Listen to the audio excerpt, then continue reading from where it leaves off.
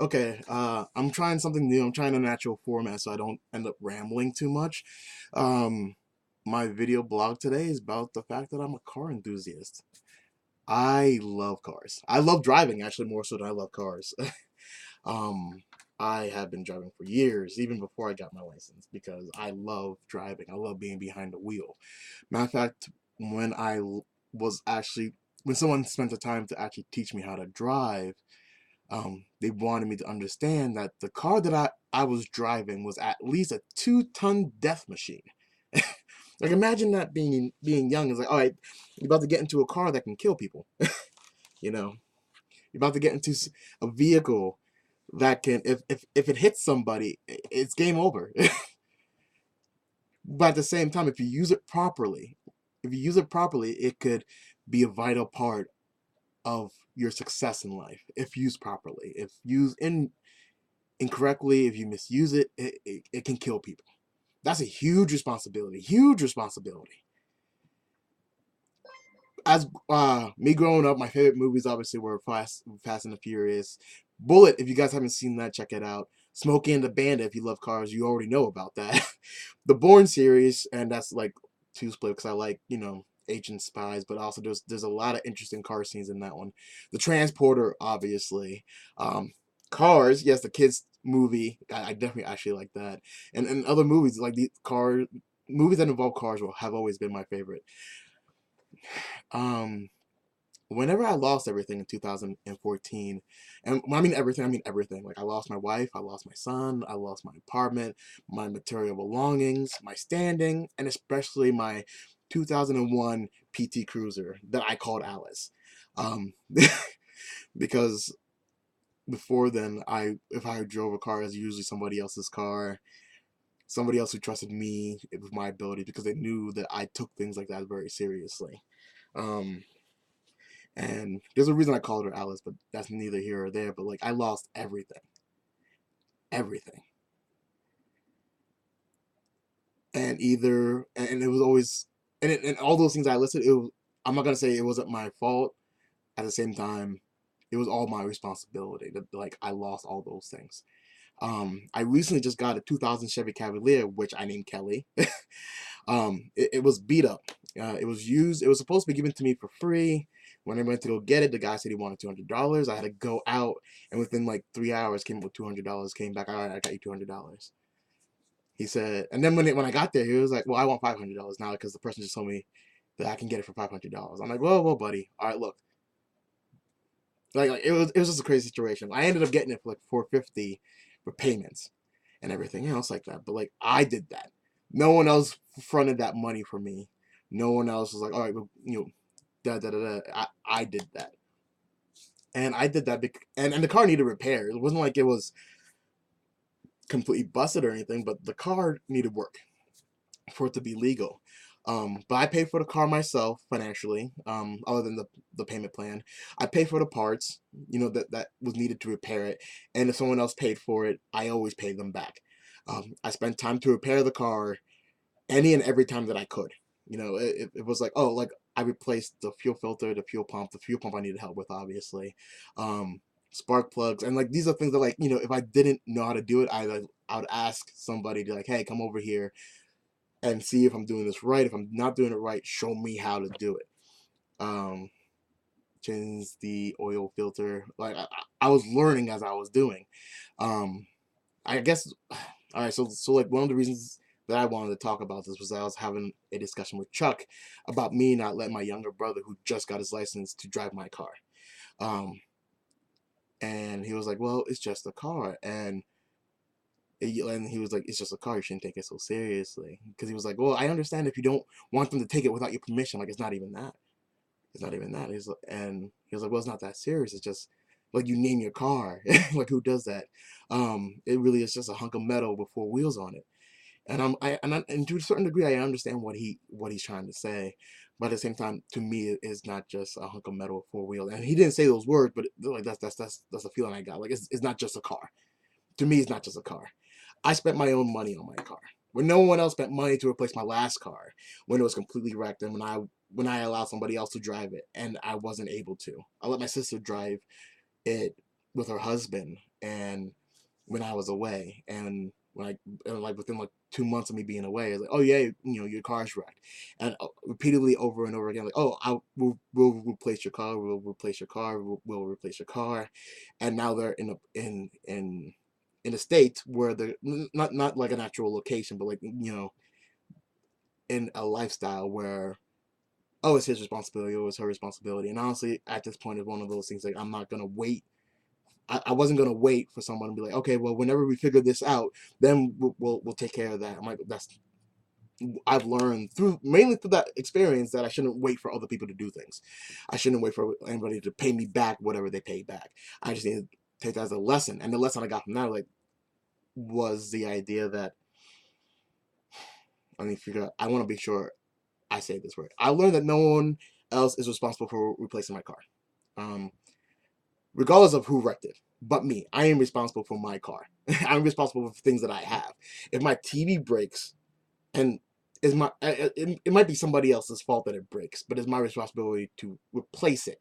Now, if they want to replace it, that's cool.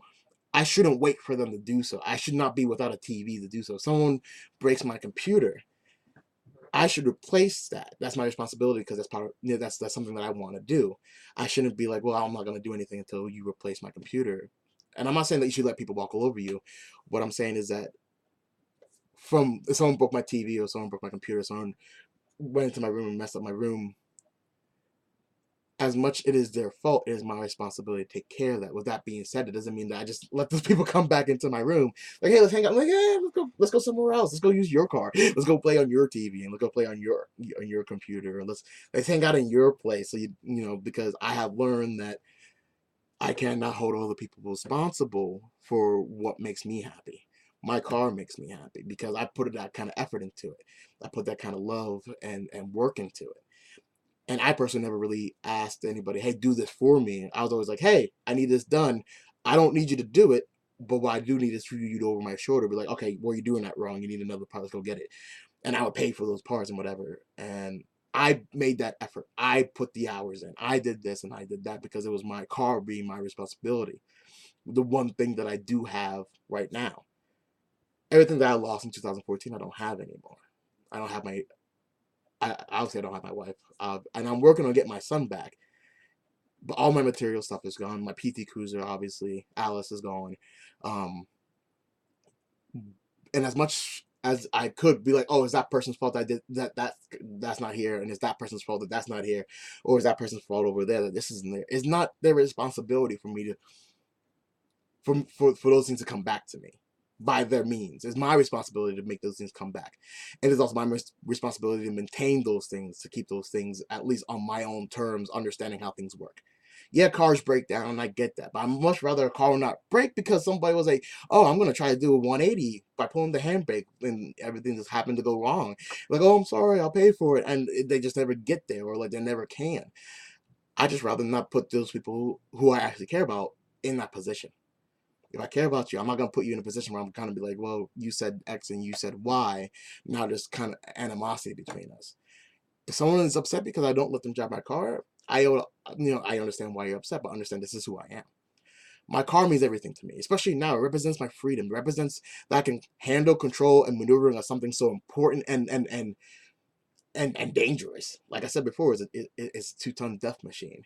And it's not just to myself, but it's also to the people who I use it for, because once it's gone, I no longer have it. Like if someone wrecks it, it's wrecked. And the things that we use the car for, going to groceries, doing shopping, taking care of appointments, everything else like that, going to school. If my car is wrecked, I have to start asking people for favors. And the person who wrecked it might just be like, oh, I don't have the money right now, this, that, and the third. And it might be like another decade before, like, and that's it, they keep thinking about it for a decade. Maybe they won't. Yeah, there's things like insurance and everything else like that, but that's still my responsibility to care of the insurance. It's still my responsibility to maintain the car, gas, oil changes, and everything else. If someone goes, oh, I think you're low on gas, all right, that's my responsibility. I'll take care of it. If somebody wants to help, I'm not going to be like, hey, don't worry about it. Like sometimes I will if I'm kind of tight on cash, but if you want to offer, that's great. But it's still my responsibility to take care of that. or at least at the very least my responsibility to maintain how like transportation is done. It's still my responsibility on that. To a point, I understand it is just a car, but it's my car. It is my hunk of metal with four wheels. It is my blood, sweat, and tears. It is my hopes and my dreams and my life teacher. It is my partner on the road, and it is it represents who I am as a person. You know, there's a quote from the movie Transported 2 that Frank Martin said. It's take care of your car, and your car will take care of you. That's something that you can't even say for most people. Like you can't. Like there's people who be like, oh, I have a son or a daughter. I took care of them for 18 years. Once they became 18, they bounced and I haven't seen them for years. Or like they'd be a partner, be like, oh, we were together for like 2, 3, 5, 10 years, and one day she's like, I'm out, and that's it. You know. I hope in the future I do end up upgrading, obviously, either with improvements on my car or upgrading to something that I earn and I deserve and I desire. And I honestly believe because of my love for cars, my love for driving, that I am a car enthusiast. Enthusiast, and not everybody's gonna get that, but I do. Not everybody's gonna, not everybody's gonna understand the words that I'm trying to use. I'm not a word guy, but not everybody is gonna understand the words that I'm trying to use to express my love for driving and cars. But I do with my heart, I do with my soul, I do with my mind, and I do with my body. And I think that's the real definition of a car enthusiast. I meant to make this a lot shorter, and it ended up being a little bit not longer because usually it's 15 minutes, and this I'm clocking at 11:14 right now. But thank you for letting me express that. And like, having the prior discussion with Chuck on like, it's just a car. You should let your brother drive it. It's like I don't trust him like that yet, and it's something that's very important. I think I even used the example like he was like, well, cars break down. They're not eternal, and like I understand that. At the same time, neither is people's lives. But it doesn't mean that we just kind of like throw them off to the wind and let them do whatever. If you care about something, you take care of it. If you care about someone, you take care of that person, you know, and make it last as long as you can on your own terms. Now if you are a derby driver, even though you're going to crash your car, you're still going to try to take care of it until it gets there, because if it's already if it's more wrecked than it needs to be before it gets to the race, then you're going to lose before you even get there. You're not really going to have as much fun. One thing with derby racing is that, like, when you're racing, yeah, it's junk, more or less junk, quote quote. But at the same time, it still is your junk. You're still trying to take care of it, and you want it to at least do a job. You don't want to within 1 minute of driving, like, oh, it broke down because it was junk to you. And maybe and if that's your goal, make it 1 minute. That's awesome. But like, if I was a derby driver, I'd be like, well, I want this to last as long as possible in that death match, because that's who I am. That's the kind of person I am. And people who don't understand that, I feel sorry for you that you don't understand my point of view, because apparently you tried to, because you're trying to figure it out. But know that this is just who I am. Maybe I'm the only guy like that, but that's what I got. All right. I'll see you guys later. I got other work to do and I got other places to be. So catch you on the road, guys.